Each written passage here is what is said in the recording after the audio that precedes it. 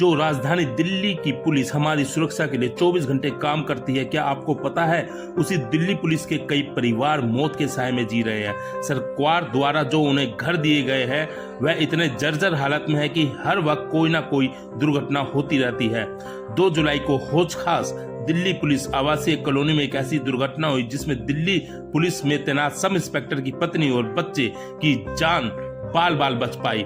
हैरानी की बात यह है कि लगातार शिकायत के बाद भी दिल्ली पुलिस अपने जवानों के परिवार की सुरक्षा के लिए इन मकानों के रिपेयरिंग का फंड की कमी की वजह से नहीं करा पा रही है। यह तस्वीरें हैं होश खास के दिल्ली पुलिस आवासीय कॉलोनी की एक क्वार्टर की, जहां तड़के सुबह छत का यह पूरा हिस्सा टूटकर बिस्तर पर आ गिरा। इस कमरे में दिल्ली पुलिस के तैनात सब इंस्पेक्टर की पत्नी और बेटा सो रहा था।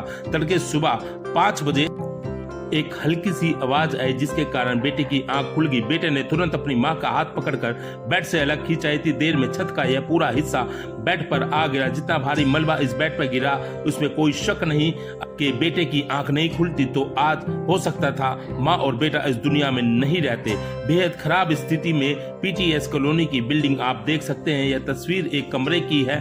कोम्बेस वैसे ही तस्वीर पूरी बिल्डिंग की हालत जर्जर हो चुकी है। पूरी बिल्डिंग जगह जगह से टूटी हुई है। पूरा मलबा हर तरफ फैला हुआ है। सीवर का भी कनेक्शन भी कई दिनों से खराब है। जो दिल्ली पुलिस रात दिन दिल्ली की सुरक्षा के लिए काम करती है, आज उसी का परिवार कॉलोनी के अंदर बिल्कुल भी सुरक्षित नहीं है।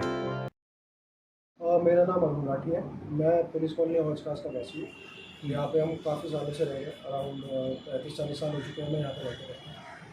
और मैं ये कहना चाहता हूँ कि क्वार्टरों की इतनी जर्जर हालत हो रखी है कि इनमें रहते हुए रोज़ हम अपनी एक तरह से मौत से ही वो कर रहे हैं, मौत से लड़ रहे हैं। ठीक है, यहाँ पे हमारे लिए कोई सेफ्टी नहीं है। कल रात को मैं सो रहा था, सोते सोते मेरे पूरे रूम का जो है वो पूरा लेंटर गिर गया है, जिसकी कंप्लेंट मैं पिछले साल फरवरी से दे रहा हूँ। अब तक मैं 3 बार कंप्लेंट दे चुका हूँ इसी के रिगार्डिंग कि हमारा पूरा जो क्वार्टर है वो डैमेज हो रखा है, इसे रिपेयर करवाओ या फिर जो भी इसका ऑल्टरनेटिव है वो कीजिए।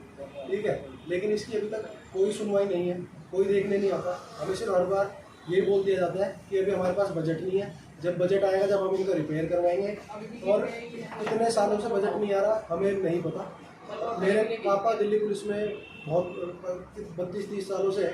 वो 24-24 घंटे ड्यूटी दे रहे हैं, लेकिन उसके बाद भी वो घर पे आके सेफली नहीं सो सकते हैं, क्योंकि कुछ नहीं पता है कि कब छत गिर जाए, कब नीचे कोई कम से कम 216 क्वार्टर की कॉलोनी में 150-200 कुत्ते हो रखे हैं।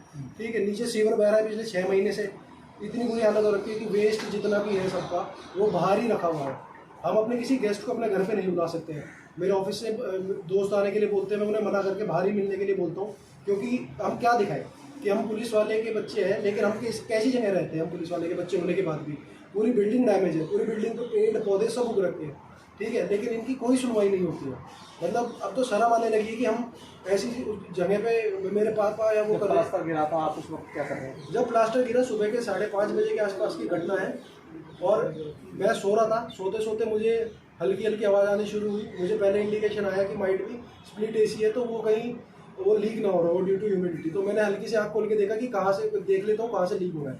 लेकिन जैसे ही मैंने छत की तरफ, अपने लेंटर की तरफ मेरी आँखें गई, तो मैं देख रहा हूँ कि वो पूरा का पूरा लेंटर गिरने के लिए तैयार है, उसमें पेड़ बढ़ती जा रही है। मैंने जल्दी से, मेरी मम्मी मेरे साथ में लेटी हुई थी, मैंने उनको फटाफट उठाया, उनका हाथ पकड़ा, उन्हें भी बेड पे से उतारा। और जैसे ही मैं और मम्मी बेड से बाहर रूम से बाहर निकले, ऐसे ही पूरा का पूरा लेंटर नीचे गिर गया। और वो पत्थर जो भी लेंटर में से मलबा निकला वो 20-20, 25-25 किलो का मलबा है। और वो जहाँ पे मैं सो रहा था, जहाँ पे मेरा सर था, जहाँ पे मेरा पिलो था, वो पत्थर वहाँ तक पहुँचे हुए हैं। तो अगर वो एक भी पत्थर मेरे ऊपर गिर जाता तो आई डोंट थिंक सो कि अभी आपके सामने मैं ये बोल भी पा रहा होता। सो ऑन द स्पॉट ही जो कुछ होना था वो हमारे साथ में हो जाता।